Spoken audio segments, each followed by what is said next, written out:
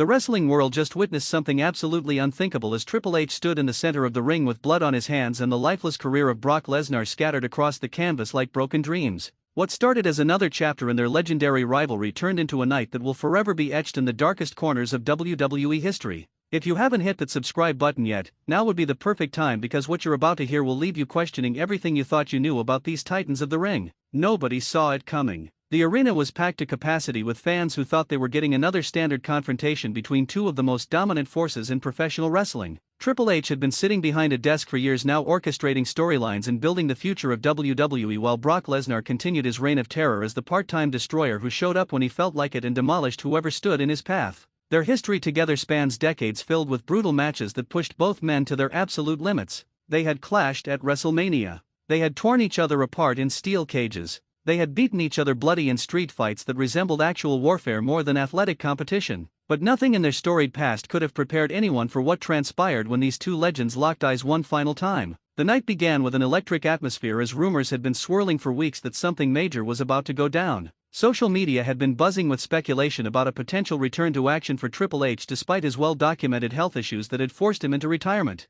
The game had been absent from active competition for what felt like an eternity, but whispers in the locker room suggested he had one more fight left in him. Brock Lesnar had been running roughshod over the entire roster for months, leaving a trail of destruction in his wake. Championship reigns meant nothing to him anymore. He had conquered everyone worth conquering and seemed bored with the entire spectacle. Paul Heyman had been cutting promos about how there were no more challenges left for the Beast incarnate and how the WWE landscape had become a wasteland devoid of anyone capable of standing toe-to-toe with his client. Then the music hit. That familiar entrance theme that had signaled the arrival of destruction for over 2 decades echoed through the arena as Triple H made his way to the ring. But this wasn't the corporate executive in a suit. This was the cerebral assassin dressed for war with a look in his eyes that suggested he had come to settle an old score that had never truly been resolved. The crowd erupted in a deafening roar as he stepped between the ropes and grabbed a microphone. His words were simple but carried the weight of years of frustration. He told Brock that the time had come to end this once and for all. No rules. No disqualifications. No interference. Just two men who had defined an era finally determining who would walk away and who would be carried out. Brock's response was typical of the Beast. He laughed. He smirked. He looked at Triple H like he was staring at a wounded animal that had wandered into his territory. Paul Heyman tried to talk his client out of it, suggesting that Triple H wasn't worth the effort, but Lesnar waved him off. The challenge was accepted right there in the middle of the ring and the match was set for later that same night. The WWE Universe could barely contain their excitement as social media exploded with reactions. Some fans worried about Triple H's health. Others questioned whether he could still compete at the level required to hang with someone like Brock Lesnar. The consensus seemed to be that this was either going to be an epic encounter or a tragic mistake. When the bell rang hours later, the atmosphere had shifted from excitement to genuine concern. Triple H looked ready, but there was no denying that time had taken its toll on his body. Brock Lesnar looked like he had been sculpted from granite by some angry god who wanted to create the perfect fighting machine. The early moments of the match followed a predictable pattern. Lesnar used his raw power to toss Triple H around like a rag doll.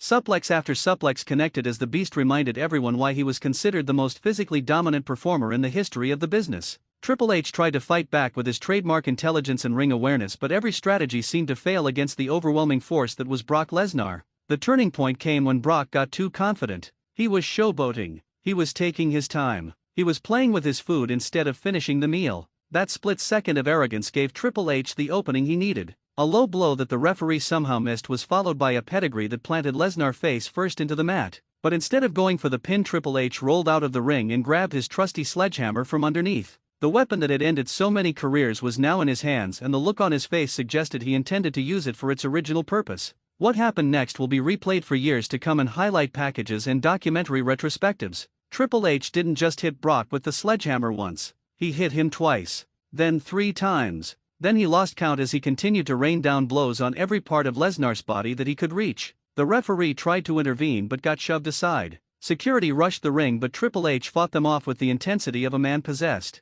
Paul Heyman was screaming from ringside, begging for someone to stop the assault, but nobody could get close enough to Triple H to make a difference. The crowd was in complete shock. Some were cheering. Some were gasping in horror. Some were covering their eyes, unable to watch the systematic destruction of one of their heroes. Just when it seemed like Triple H had exhausted himself and the attack might be over, the unexpected element entered the equation. Bron Breaker's music exploded through the speakers as the second-generation powerhouse sprinted down the ramp with bad intentions written all over his face. Bron had been making a name for himself as one of the most physically impressive young talents in the company, but nobody knew where his allegiances lay in this situation. Would he save Brock Lesnar from further punishment, or would he align himself with Triple H and help finish the job? The answer came quickly and brutally as Bron slid into the ring and immediately went after Triple H. The two men began brawling with a ferocity that rivaled the main event itself. Bron was fresh and had all the advantages that youth and conditioning provide, but Triple H was fighting with the desperation of a man who knew this was his last stand. They traded punches. They exchanged power moves. They crashed into the turnbuckles and threw the ropes to the floor outside the ring. Meanwhile, Brock Lesnar was still laid out in the center of the ring, bleeding from multiple wounds and barely moving. Medical personnel tried to attend to him, but the chaos around them made it nearly impossible to do their jobs properly. The brawl between Triple H and Bron Breakker spilled into the crowd as security struggled to contain the situation. Chairs were thrown. Barricades were knocked over.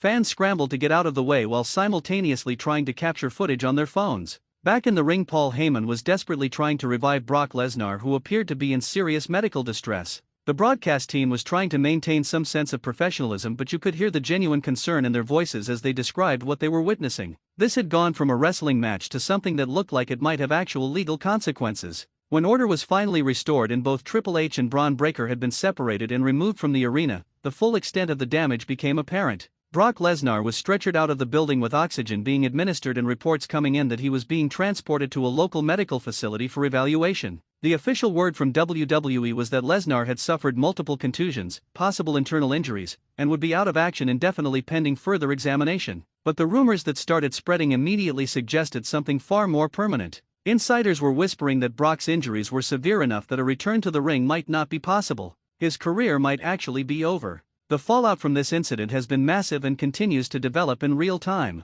Triple H has been suspended indefinitely by WWE corporate pending an investigation into his actions. There are questions about whether criminal charges might be filed given the nature of the assault. Bron Breakker has been vocal on social media claiming that he was trying to stop Triple H from committing career murder, but his involvement has only complicated matters. Some fans believe Bron was genuinely trying to help, while others think he was working with Triple H all along and the fight between them was staged to provide cover for the real attack on Lesnar. The wrestling community is divided on how to process what happened. Brock Lesnar has been both loved and hated throughout his career depending on how he was being booked at any given moment. His part-time status and reported massive contract had made him a target for criticism from fans who felt he was taking opportunities away from full-time performers. But nobody wanted to see his career end like this. There's a difference between losing a match and being beaten so badly that you can't physically compete anymore. Triple H has received both praise and condemnation for his actions. Some see him as a hero who finally gave Brock the comeuppance he deserved. Others view him as a desperate has-been who couldn't accept that his time had passed and resorted to violence when he couldn't win legitimately.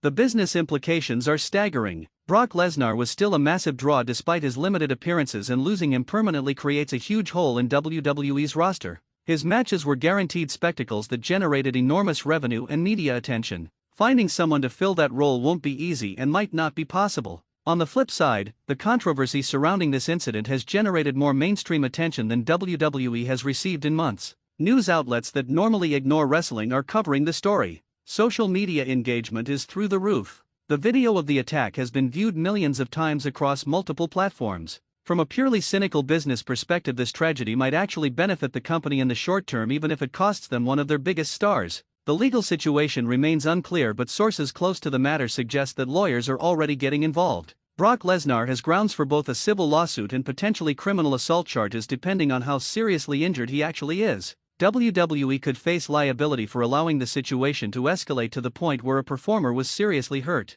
Triple H's position within the company makes everything more complicated because he wasn't just a wrestler attacking another wrestler but an executive attacking a contracted talent. The power dynamics and potential abuse of authority add layers to this situation that go beyond a simple fight. As days have passed since the incident, more details have emerged about what led to this explosion of violence. Apparently there had been backstage tension between Triple H and Brock Lesnar for months over creative direction and Brock's refusal to work certain dates. Triple H had been trying to build storylines around full-time talent while Brock continued to demand special treatment and limited appearances. The frustration had been building behind the scenes and finally boiled over in the most destructive way possible. Some wrestlers have come forward anonymously saying they're not surprised this happened and that the locker room had been waiting for some kind of confrontation between these two alpha personalities. Bron Breakker's role in all of this continues to be analyzed and debated. His decision to get involved has launched him into the spotlight in a way that winning matches never could. Whether intentionally or not, he's now associated with one of the most controversial moments in recent wrestling history. His social media following has exploded.